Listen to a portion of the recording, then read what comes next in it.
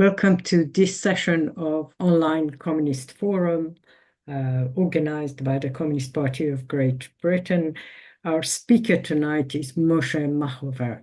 Very difficult day for those of us who are anticipating with great horror possible attack by Israel on Iran in the next couple of days. But it's important to look at things beyond the immediate news or headline news. And that's why I'm very pleased to see the title of Moshé Machover's talk, What's Really Behind the War in the Middle East? Moshé, please go ahead. Thank you. Thank you very much, comrades. Yes, as Yasmin just said, I mean, events are moving very fast, and I assume that most people are following the news, so I'm not going to comment on the news. Can I ask Yasmin or Tina to show their face, because I don't like the feeling of talking to myself. Okay, I need a human face other than myself to interact with. Thank you. I want to speak about what is really behind the war in the Middle East, or the multifaceted war in the Middle East, several wars going on at the same time. I'm going to start with a spoiler. If you haven't got time to listen to the whole of my talk and you want to just the bottom line, the short answer is what is behind of the wars in the Middle East is the twin strategic aims of Israel, and that includes the present Israeli government, but it's not just the present Israeli government, it's the long-term strategic aims of the Israeli government. And I want to focus on two of these essential, all-important aims, long-term strategic aims. The first one is ethnic cleansing of Palestinians and annexation of the remaining parts of the, quote, promised land, unquote. That's strategic aim number one. And strategic aim number two is establishing and reinforcing Israeli regional hegemony. Okay, now these are as it were, the bottom line, the conclusion that I'm going to drive at. And now for the details. The question is how to examine Israel's aid. Most commentators look at episodes. The most superficial ones start from recent episodes, like the 7th of October last year. That's what the starting point. These are the real cheats, the ones who are actually spewing Israeli propaganda. Their interpretation starts as if the whole world in the Middle East, the whole conflict in the Middle East started with the assault, with the attack of Hamas on Israel on the 7th of October last year. The better commentator starts from further back, from, let's say, from the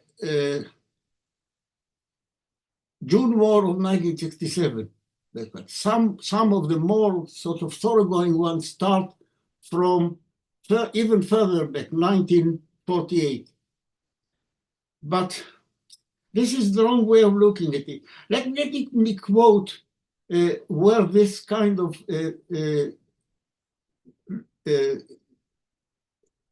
view, that kind of approach leads you. I'm quoting from the Guardian editorial on Israel's war in Lebanon of the 1st of October, this year, a few days ago, 1st of October, Guardian editorial. Otherwise, a very good editorial, actually. But then it goes on to say, Benjamin Netanyahu appears to have no long-term plan in mind, no clear strategy for an exit. This is a conclusion that you come to if you look at this episode individually, out of its location in a historical context, a chain of not episode after episode, but a chain of evolution of events since the beginning, as well, even the beginning of the Zionist project of colonization. The commentators, even the better ones, look at each war as a separate item, a separate episode, and they ask, what is the end game of this war? What is the end game of this war? As if this war has its own isolated end game. What is the exit strategy? What I'm going to try to do is to go to first principles. Look at the fundamental nature of the Zionist colonization project. And from examining these first principles, we can make some important deductions. Because Israel acts in each episode with a view to advance its long-term strategic aim.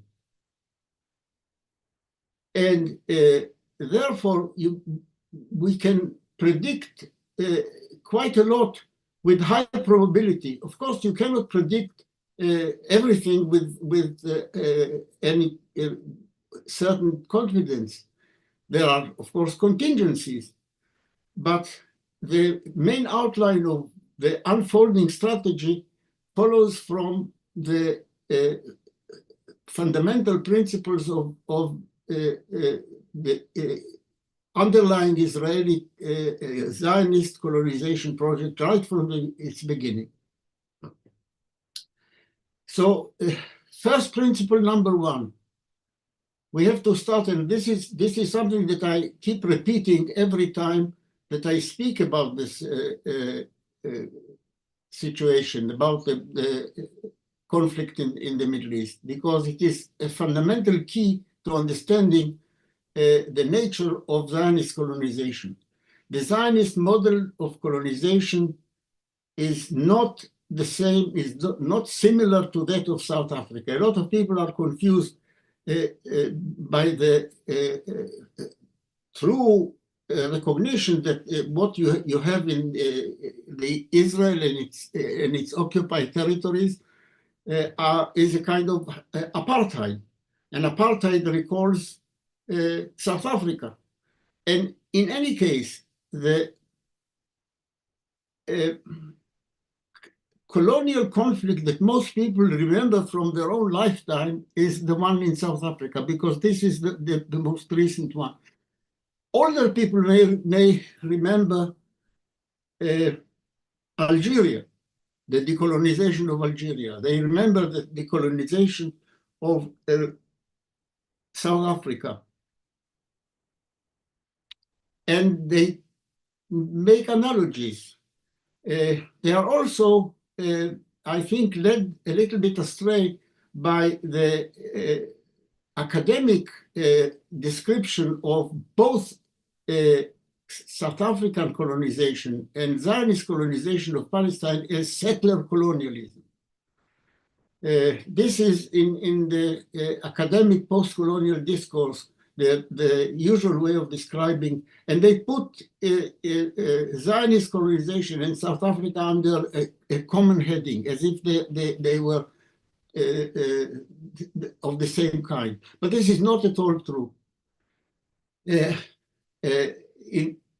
In this context, I think we should apply a Marxist analysis of colonialism. And here the key to understanding the nature of a colonial conflict is the political economy of the colonial state. The mode of production, if you like. Who is doing the major part of direct production? Who are the main direct producers? And if you look at South Africa, you will see that in South Africa under apartheid, as now, the major direct production was being done by the indigenous people, not by the settlers. The settlers did some of the direct production. Mostly they were in a situation of exploiters or other classes that are not engaged in direct material production. The main direct production was done by the indigenous people. This is not the same at all as in the case of Zionist colonization of Palestine. If you like a comparison, the more opposite comparison is not with South Africa, but in Australia, with Australia or with North America. And therefore, what we should be looking at is the process of colonization as it unfolded in Australia or in North America, in the United States, for example. And you will see that since the indigenous people were not needed as exploitable labor power, they were surplus to requirement.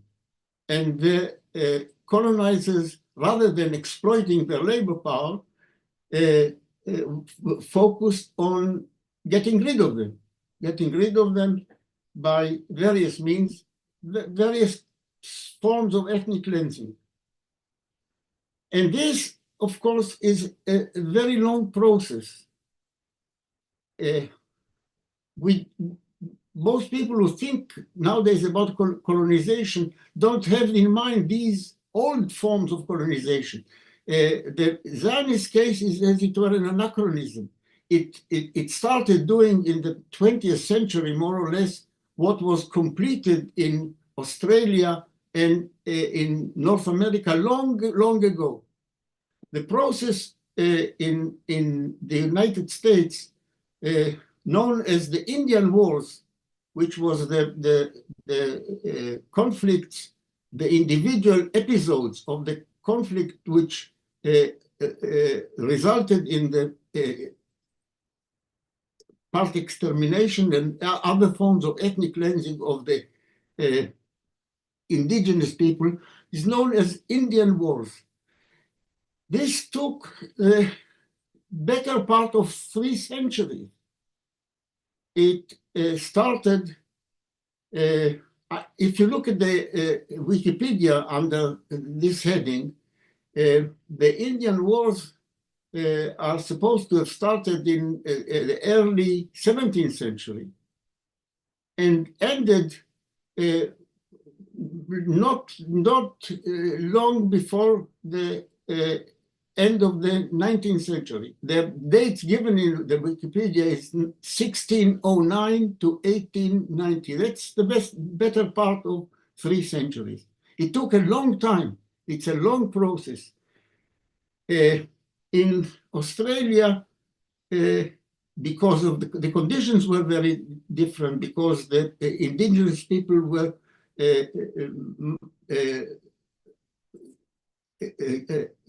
in a mode of, originally in a mode of production much more ancient than those in North America. It took somewhat less, about a bit more than 120 years, but nevertheless, it took a very long time. It's not something that is done in a short span of time. It is a long process, and it is a process that is composed of many individual episodes. The Indian wars were not one episode, one occurrence, one event.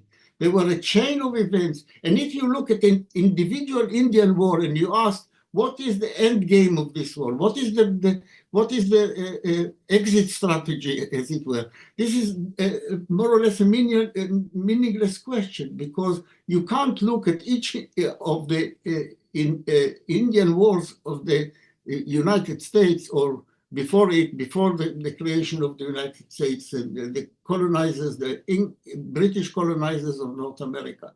If you look at it individually, it does. You don't get a sense of where it is all leading to. You have to see it as part of a long-term process.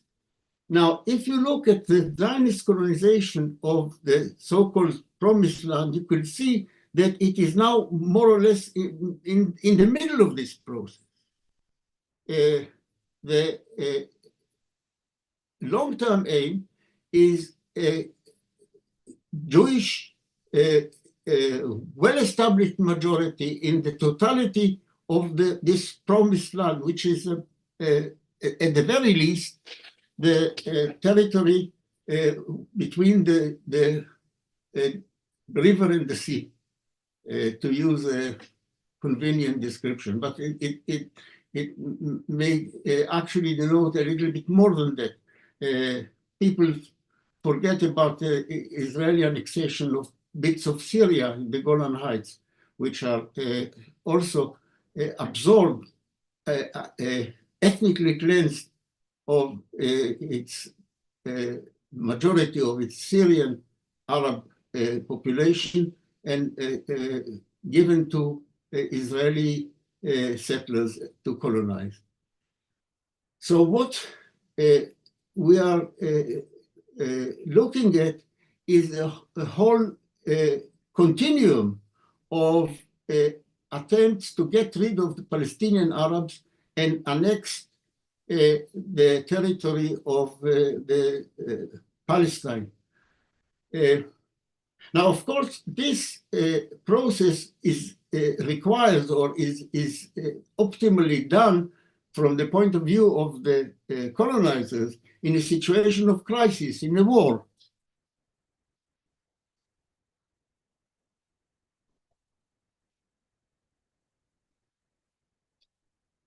Typically, ethnic cleansing is something that is done in a process, in conditions of a war.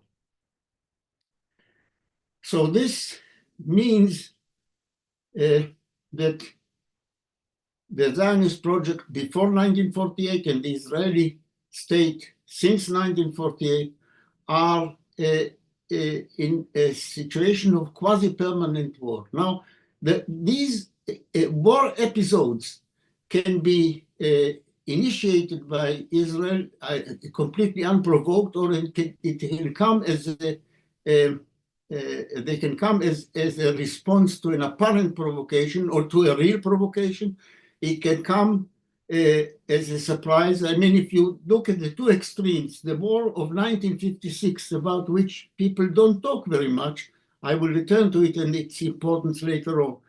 The 1956 Suez War was initiated by Israel and France and Britain out of the blue. It was their own initiative. It was not a response to any warlike provocation of Egypt or anybody else. It was a premeditated war plot by these three countries.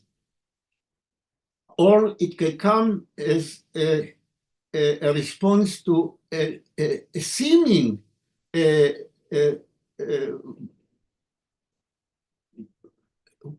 threat of war, as in 1967, where Israel responded to what it depicted, or what appears to be a threat of attack by Egypt, but in reality was not so. Israel acted in its own propaganda as an act of preempting a war, but the reality was, as it transpired later on, that it was not in any danger of being attacked at the time. Or it can come as a real surprise, as it did in 7th of October 1923. But in each case, whether it was a premeditated or a deliberate provocation by Israel or a response to an attack by others on it, the conduct of the war was always bent towards achieving the fundamental aims of Israeli Zionist strategy.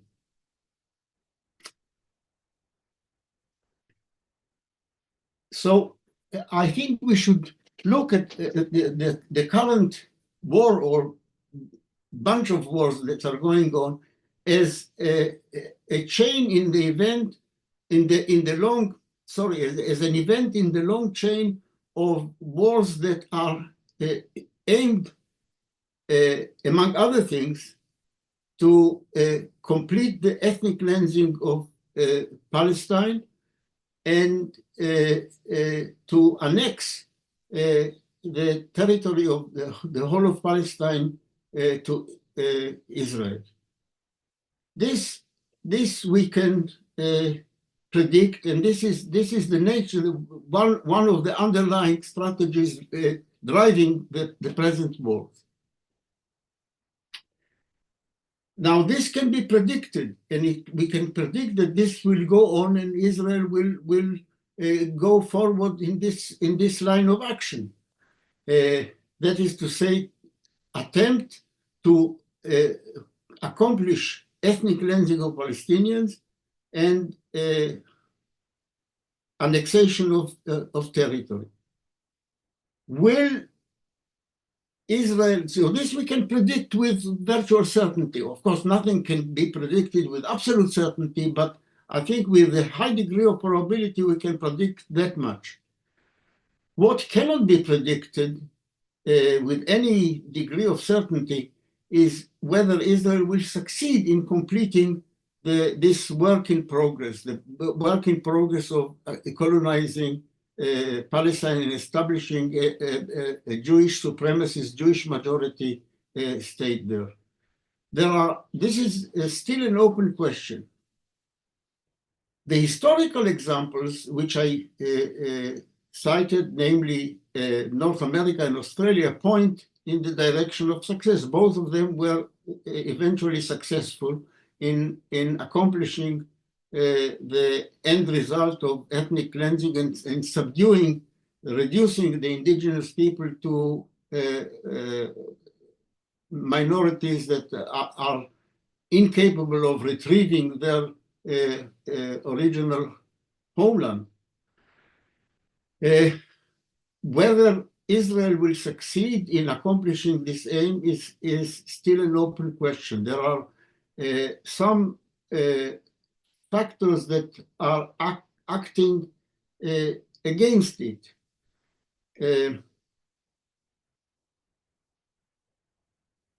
First of all, we are not in the 18th or 19th century, we are in the 21st century. Things are different. There is a much greater weight, not enough, but still some weight to world public opinion, especially outside the imperialist countries. Moreover, in both North America and Australia, the colonizers faced a pre-modern isolated society divided into many ethnic groups. In Palestine, the indigenous Palestinian Arabs are a single modern national formation. They are a nation. And moreover, this nation is part of a larger national formation, the pan-Arab nation of the Middle East. That is quite different from what the situation was in North America and in Australia. You had many different ethnic groups, and they were not part of a larger modern national formation in a surrounding. They were isolated. In other words, the indigenous people of Australia were isolated in Australia. They were not part of a larger continuum of affine or related nations.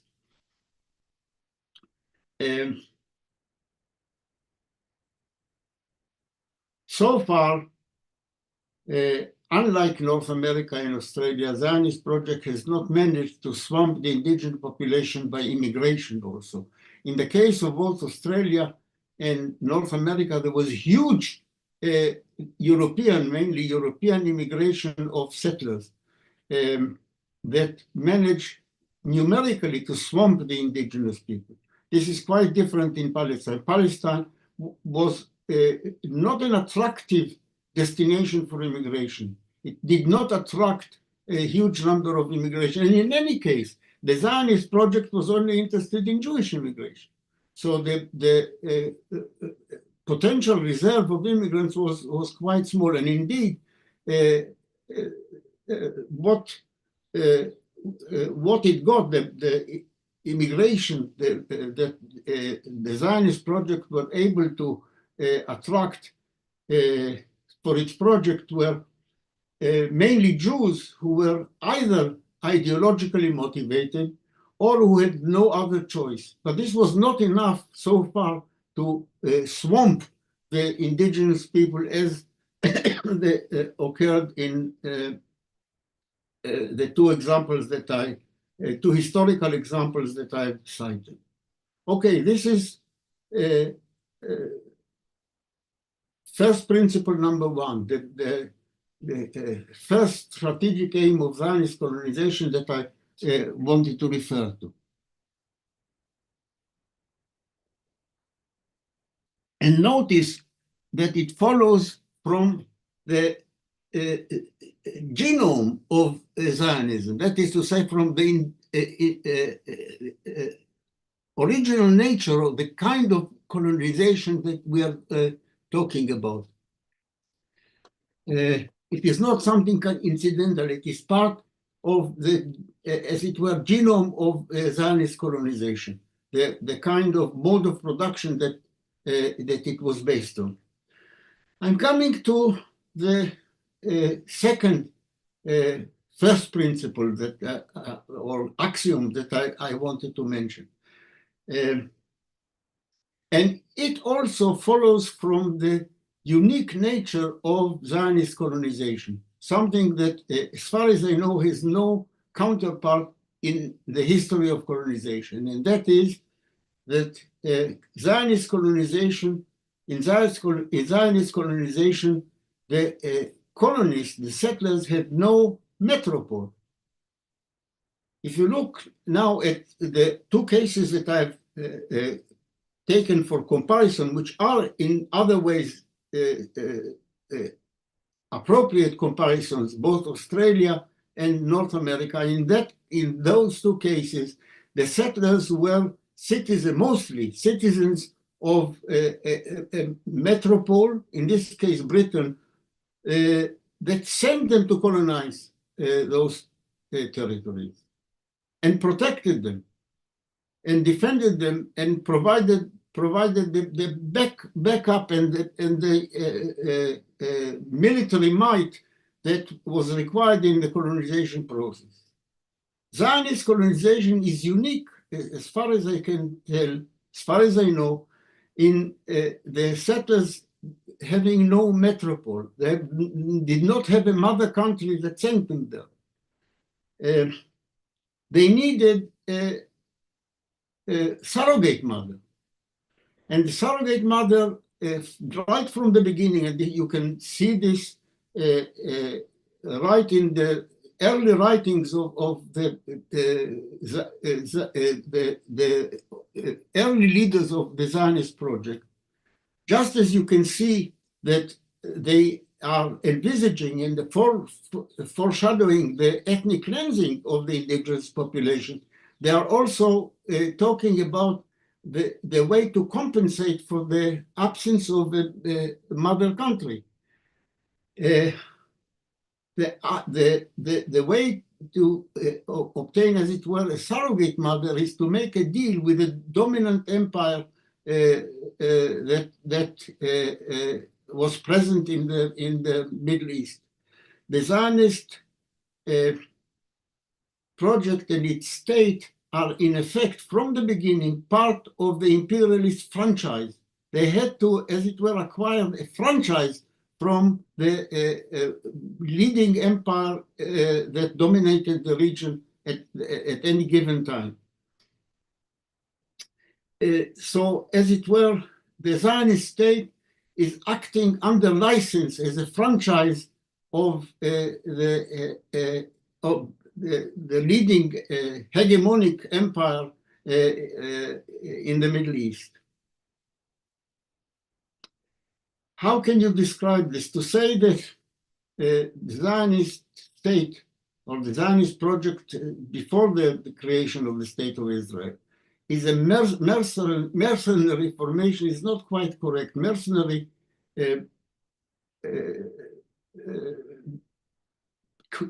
has the connotation of being, as it were, passive, as it were, sort of soldiers that do what they are told by whoever hired them.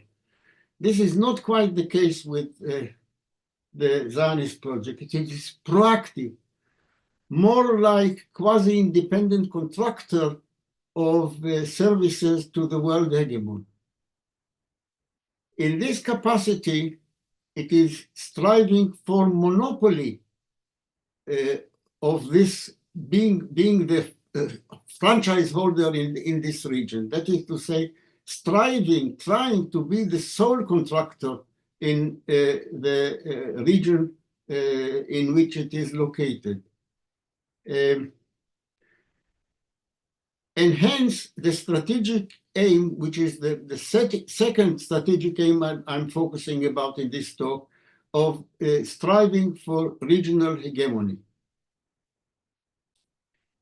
I'm quoting here from a description that I saw, which is by Michael Karagis. I can't actually recall where he is.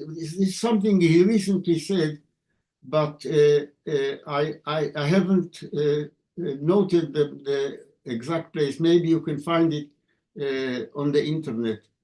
But the quote from Michael Karagis, I think, is very important, very appropriate. Here it is. The US may have preferred Netanyahu didn't blow up Lebanon because US doesn't need deterrence from Hezbollah or from Iran. But by demonstrating its incredible deterring power, Israel shows the United States its potential future use as a good investment.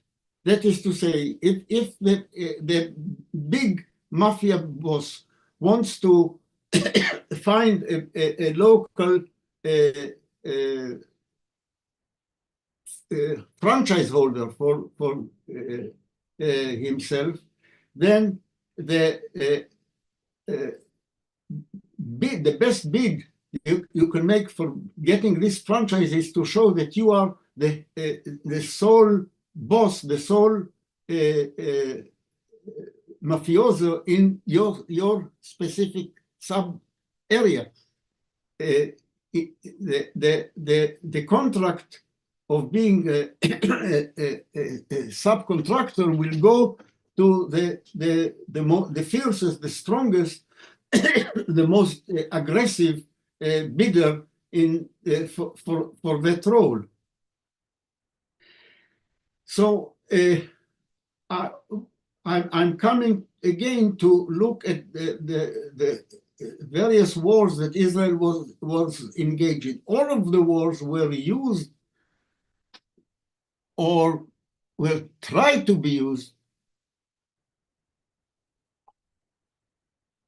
to not only accomplish ethnic cleansing of the Palestinians, but to assert or reinforce Israel's regional hegemony. This is true of all the wars that I've mentioned so far, certainly true of 1948, it's true of the war of 1967, the June War of 1967. But here I want to focus on a war which remarkably is very little discussed nowadays, and that is the Suez War of 1956. People hardly mention it.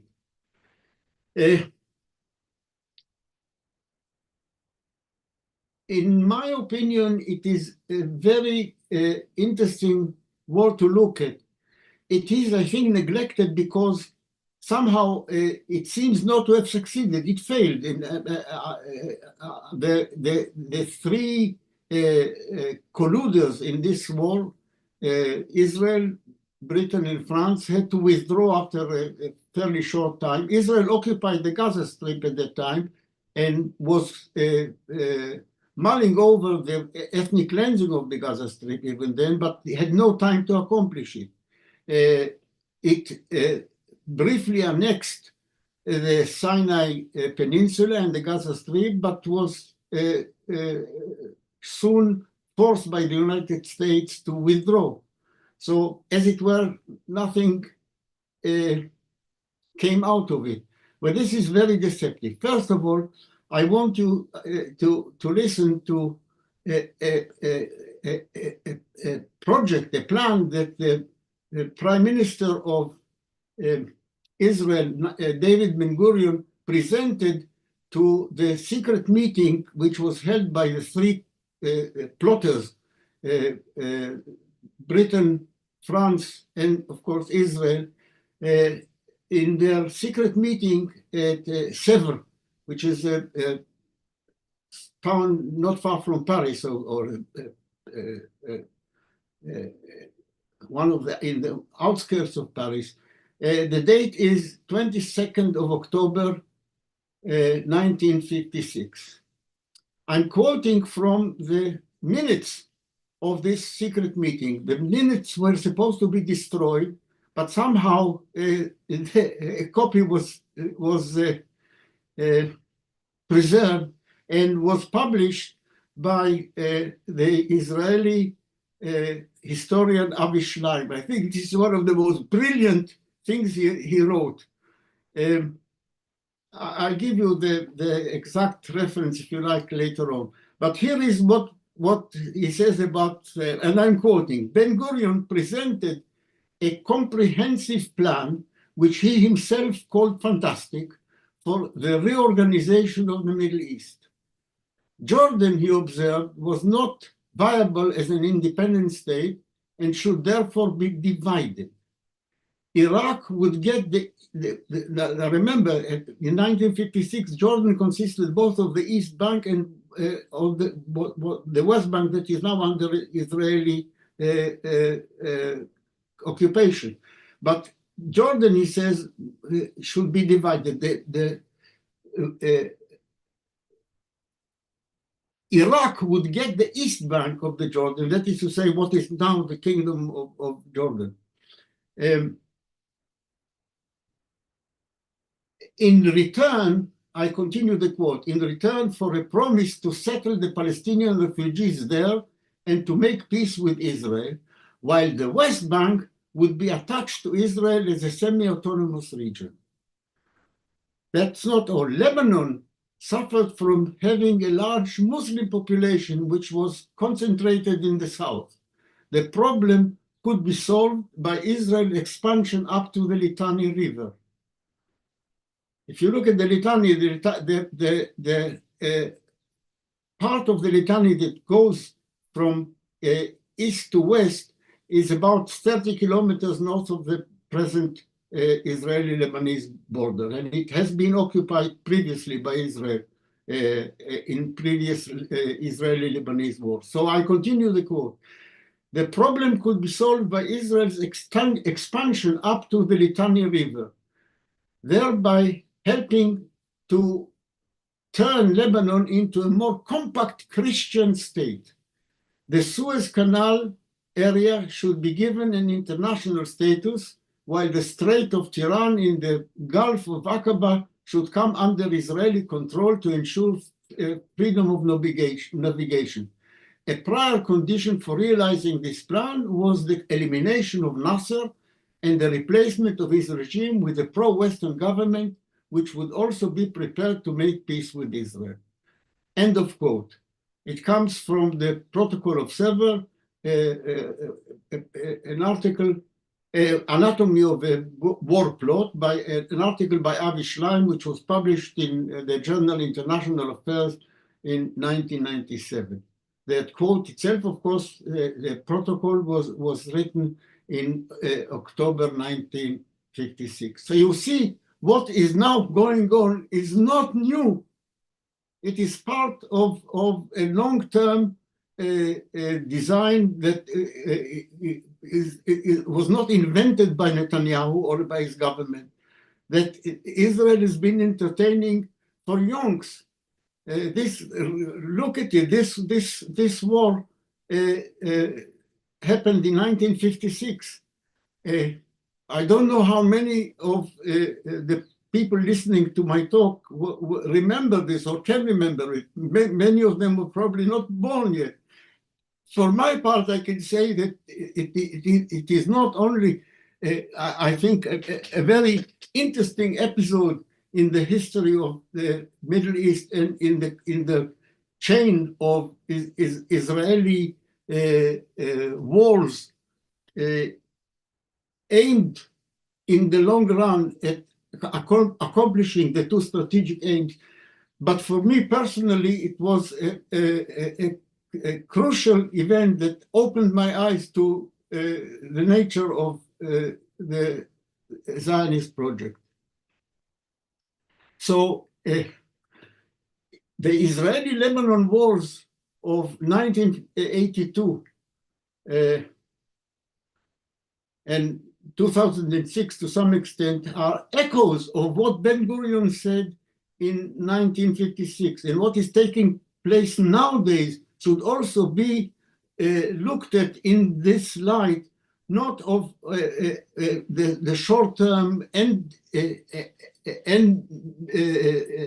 strategy of the short-term end strategy of Israel in this war, or for exit strategy, what the commentators focus on, but in light of the long-term strategic aims of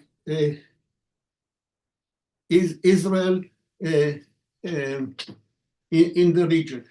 In this connection, I would like to add that what is being revealed is that the Israeli attack on Hezbollah that started with the spectacular events of the 17th of September, recent events with the pagers and so on, are not a short-term occurrence that Israel just thought of on the spur of the moment. It has been long in preparation. In fact, Israel was preparing this attack as the investigation of the Washington Post and others have indicated. This war has been in preparation for many years, long before the 7th of October 1923. So the attack on Hezbollah, first of all, in order to accomplish Israeli aims in Lebanon itself, and as an opening to acquiring hegemony in the Middle East, which requires downgrading the position of Iran. This was a long time in preparation. In fact, some commentators have rightly indicated that Israel was so concerned, so occupied, the Israeli planners and strategists were so concerned with planning an attack of Hezbollah as an opening to a war with Iran, that they forgot to look at what is happening in the Gaza Strip, and therefore they were taken by surprise in October last year, because they were focusing on Lebanon and as an opening for a regional war with Iran. So ironically, contrary to what seems to be the case, that the war with Hezbollah came as a consequence of the war of Israel, the genocidal war with of Israel in Gaza. This may be true in a short-term perspective, but in fact, if you look at it in the longer term, it is the opposite. Will Israel succeed in this bid? Again, what you can say is, you can say what the strategic aims are, but whether Israel will succeed in obtaining its desired aim, this is something that I would not like to predict. There are all sorts of factors of uncertainty, including the fragility of Israeli society itself. So I make no predictions about the possible outcome of this war. This is still an open question. But I think I've tried to concentrate on the way to look at the large scale, the long-term trend of what is going on. Thank you very much. Thanks very much, comrades. That was quite a lot to think about. Can you hear me? Yeah. Yes, I can hear you. Okay. We have a situation where we now move the large number of our attendees to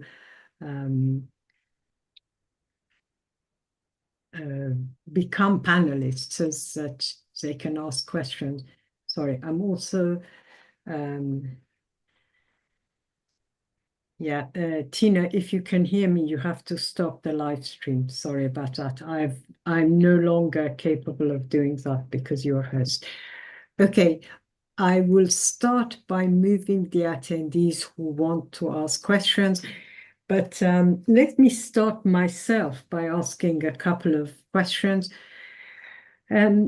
You rightly point out this regional hegemonic ambitions of Israel, and that's a very important point.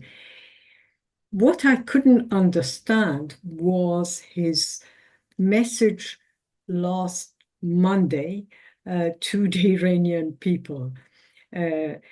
Clearly, the Islamic Republic, paralyzed by sanctions, is very good for Israel, I would have thought, because one of its two rivals in the region, is completely isolated, can't do much, can't progress in terms of what he was calling internet advances, computing advances, and so on. So what is behind this message? I don't know if you heard it. I'm sure you heard it, but it's a long message in which he actually says, if you get rid of the Islamic Republic and bring back the idiot Shah's son, I mean, he doesn't say it in so many words, but that's what he's implying, regime change from above, then you will achieve technological progress. Yeah. And in some ways, that is, even in his own logic, that doesn't make sense. So maybe I didn't understand him, or something was wrong there. And in general, I think one of the other points about what he's trying to do, this dividing Iranians as Persians against Arabs, is an extremely worrying development. It's a kind of, I would have thought, a racist type of division. in terms of trying to say Arabs, Palestinians are one lot, our Hebrew nation and the Persians, because Kurosh supported, this wasn't in his speech, but it has been in other speeches. Kurosh, Cyrus the Great, defended the Jews, that this is some kind of new alliance we can use. So I wondered if you could address these, what to me seemed quite contradictory and at times silly comments. So I'm moving people who can speak. I think Tony was the first. You can unmute yourself and ask your question. I'll take 2 or 3 and then bring you in, Moshé. Is that okay? Yes, that's okay. Thanks very much. Right, yeah, thank you, Moshé. I mean, I don't think we're in any major disagreement. Just to say on the Suez, which you highlight as an important war, which today doesn't go noticed. I think the important thing and the most remarkable thing compared to today is that Eisenhower gave instructions not just to Britain and France, of course, but to Israel to get out of the territories it had conquered, namely Sinai and Gaza. That would be unthinkable today. So what we've seen over the last half a century or more is a much closer alignment with the United States. And an American president today can draw up red lines, as Biden has done, and then Israel simply goes and tramples over them, and those red lines disappear as if they never existed. So there is a qualitative change, in a sense, in the US-Israeli strategic relationship. And there doesn't seem to be much sign that it's going to diminish. In fact, it would be difficult to think of anything that Israel could do which the United States would object to and actually back it up with, for instance, the freezing of arms sales. I mean, bear in mind, even as right-wing and gung-ho an American president as Reagan froze the transfer of weapons. So we've seen a growing, if you like, alliance with the United States for all that that means. And I think that is quite important in terms of what imperialism strategy is in the Middle East, because it now seems to rest primarily on the Israeli state to an extent that it didn't in the past. Just really a small thing. I mean, you said that Israel is unique in that its settler colonials didn't have a mother country, but this argument is often used by some to actually say that Israel isn't a genuine settler colonial state. And I reject that. Settler colonialism isn't where you come from, but what you're doing now. And so it is, in a sense, almost irrelevant. But South Africa didn't really have a mother country. The Afrikaners, the majority of the settlers who come primarily, but not exclusively, from the Netherlands, didn't have an imperialist backer after Britain replaced the Netherlands. I think it was around 1796, sometime around there. So they didn't need to. And in any case, what we saw, of course, in what were termed the White Dominions was a rebellion against the mother country. And of course, Israel was prime in that. It switched horses after Britain was unable to agree to facilitate the emergence of a state. But I think the important thing is how we assess what is happening today. Because, of course, the question of Iran possessing a nuclear weapon has always been a distraction from the real question, which is that Iran poses a threat to Israeli hegemony. And whether that threat has been defeated, Israel is at the moment, of course, weighing up its response to the Iranian missile attack, which I think was more successful than Israel is letting on. At the same time, we've seen certainly a very severe setback for Hezbollah, both in the assassination of its whole leadership and the pager attacks. In my view, I mean, Israel was planning the next war after 2006. That was its major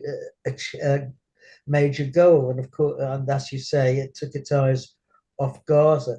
The question is whether it can succeed in Lebanon. We don't know the actual state play inside Hezbollah and whether it has access to and is able to coordinate, for instance, the launching of the 200,000 or so missiles it's reputed to have. But my own view is, for what it's worth, is that the key battle will be on the ground. And the question is whether Israel will suffer a defeat on the ground to the extent that it did in 2006. That is an open question, but the opening salvos in that war have begun, and Israel already seems to have had quite considerable numbers of casualties. And I suspect that Israel is not going to be able to achieve that which it wants, which would be conquering up to the Litani, the establishment of settlements, which is what Ben Gvir and Smotrich want, etc. And you mentioned, of course, the 1956 Sevres Agreement, but that wasn't just in the Sevres Agreement. I mean, I'm sure you've read Olivia Rothkach's Israel's Sacred Terror, Moshe Sharat's diaries that detailed the various bizarre plans of Ben Gurion, Dayan, Lavon, and so on. So, I mean, this is nothing new, but Israel's, if you like, desires to re-engineer and shape the Middle East are one thing. Its ability to do so is quite another thing. And that's, of course, notwithstanding the internal divisions within Israel between those who would like to normalize the state and those who have messianic dreams which extend to the land of Israel in its full biblical sense. So we shall see. But the real question today is, what is the strength of the opposition? Because Iran is clearly an opponent. It is clearly afraid, it's tentative, but nonetheless, it did launch a very severe attack. And it is quite possible that an Israeli attack on Iran will then draw in by default other countries, not least if Iran's oil facilities were taken out. It may well then take out other oil facilities, sending the price of oil sky high, which is exact opposite of what the United States wants. So I throw out those observations. Thank you. Thanks very much, Tony. I'll ask Ben Cousins and then you can come back, Moshé. Is that okay? Yep. Yeah, go ahead, Ben. Thank you, Yasmin. Am I audible? Yep. Great. I'd like to make a comment about the purported change in US geostrategic position between the early and mid 50s and the current conjuncture. In the early and mid 50s, the US was committed to a deeply felt, of course, totally fraudulent, but deeply felt anti-colonialist rhetoric. And of course, it still had ambitions to replace Britain and France as major hegemonic powers across not only the Middle East. It succeeded. So the contrasts that are being made, I think, are partial, and the US, I mean, I hesitate to quote The Guardian as a source, but within the last week, The Guardian has voiced doubts as to whether the US is really deeply committed to Israel as its attack dog in the Middle East, and wouldn't the Arab sort of semi-feudalist powers, don't want to debate that, the emirs and such like, and the Saudi royals, wouldn't be a better bet for US imperialism. So I think the broad contrast that's been drawn about US-Israel bond now simply closer than it was is a bit misleading. My second point, I'll try and be brief. In the longer term, I think we're all agreed that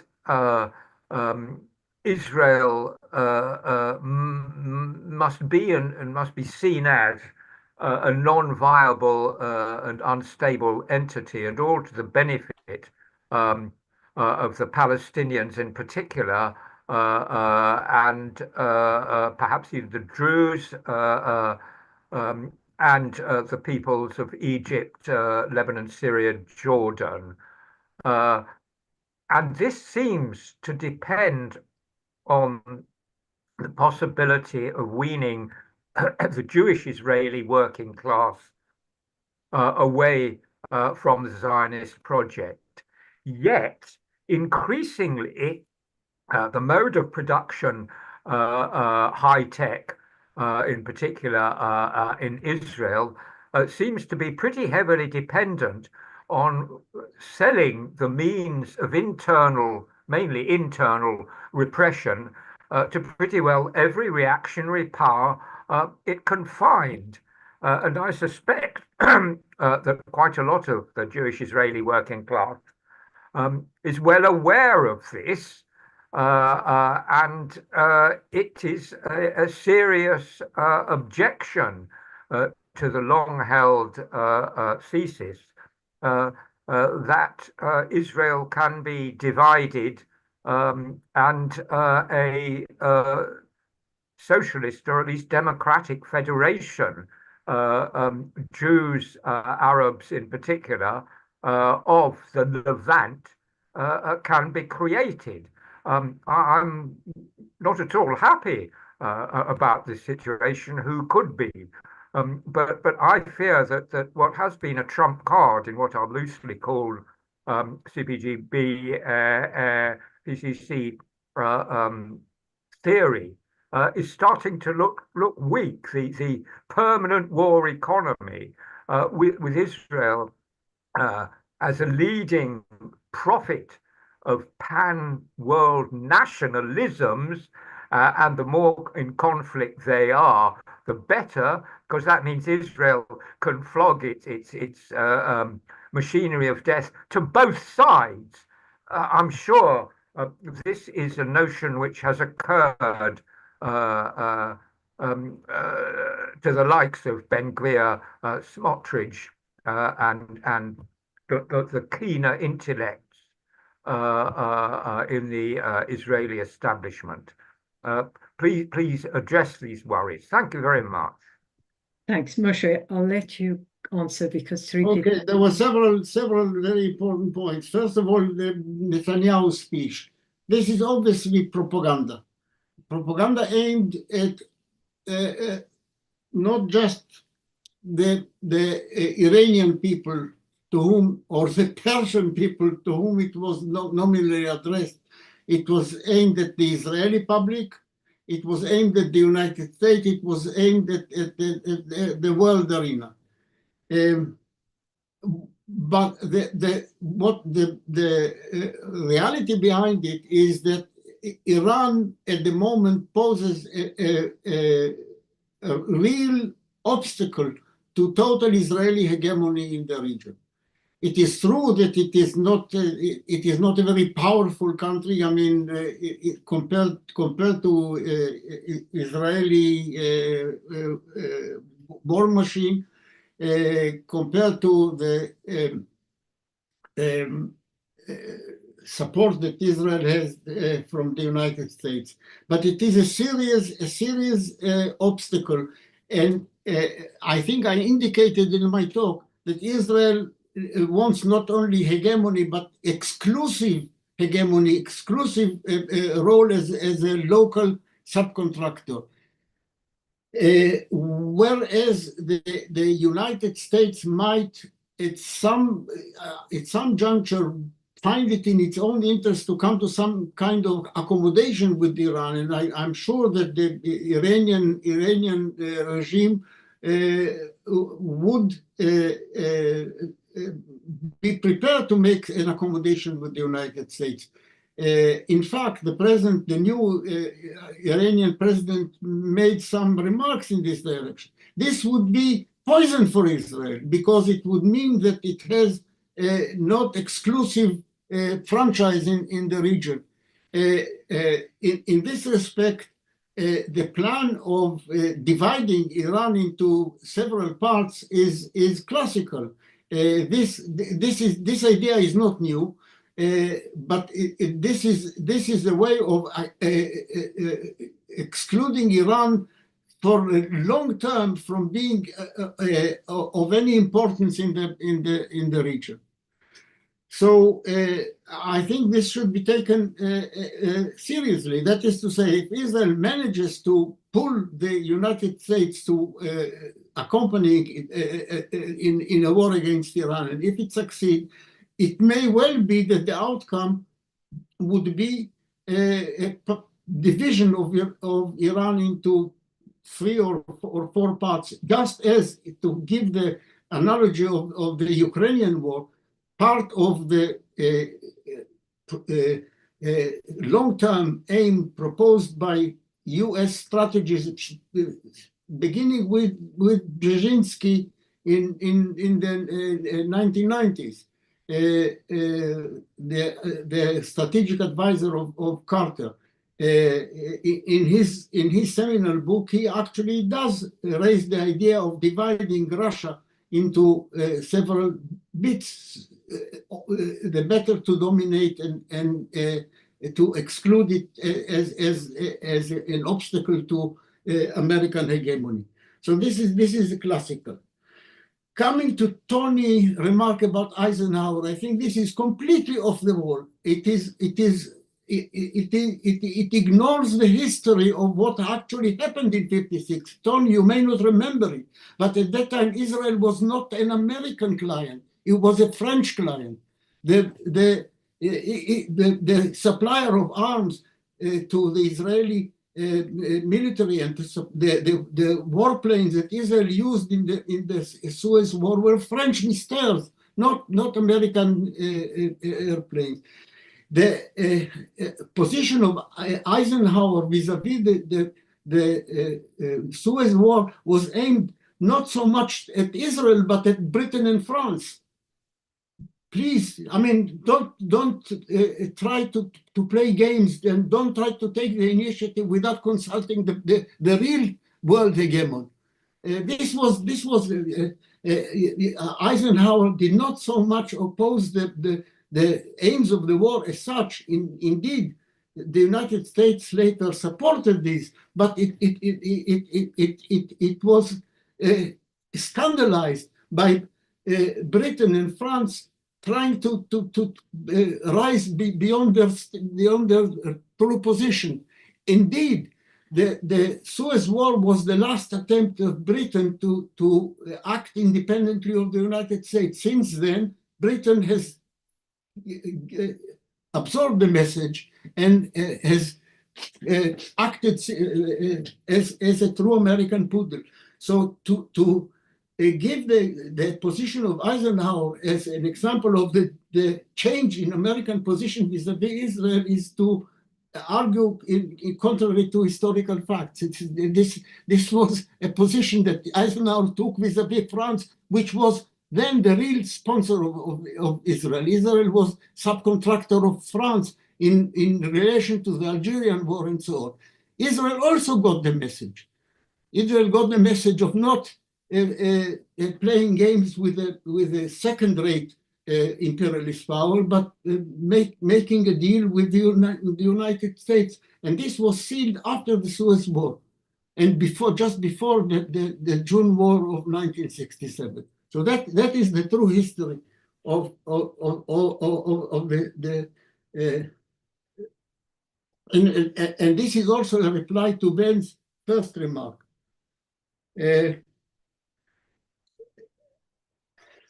Also, I think Tony reverts to his usual mistake of comparing Israel with South Africa.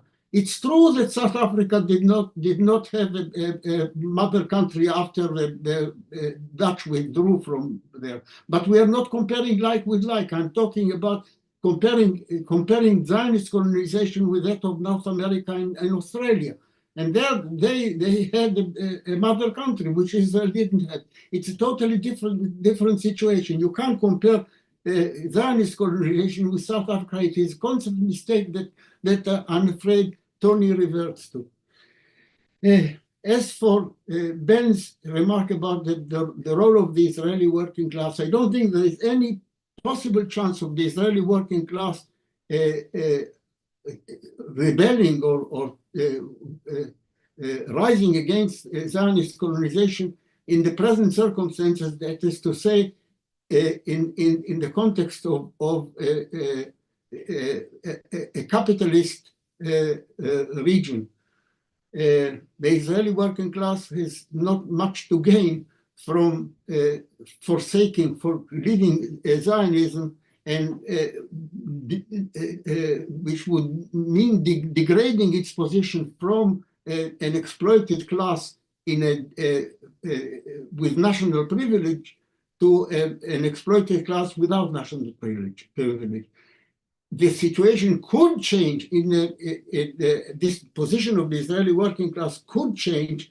This is a possibility. Of course, nothing is certain, but the only possibility for the Israeli working class to come out against the Zionist regime is in the context of a socialist upheaval in the region, in which case the Israeli working class would have the prospect of exchanging its position of an exploited class with national privileges to a class without national privileges, but being a partner in a regional working class domination. That is to say, being part of the ruling class of the region. This is a mere possibility, logical possibility. I'm not saying that this is what is going to happen. It may well be that, for example, the Zionist project of colonization will fulfill its aim, will actually manage to reach the conclusion of its aim of ethnically cleansing the Palestinians long before any possible resolution can come about. It's very much, Moshe. I have 4 at least in this thing in the list. I hope we can get back to some of these. Siamak Mer, go ahead, Siamak. You can open your camera or just use audio, up to you. Okay, thank you very much.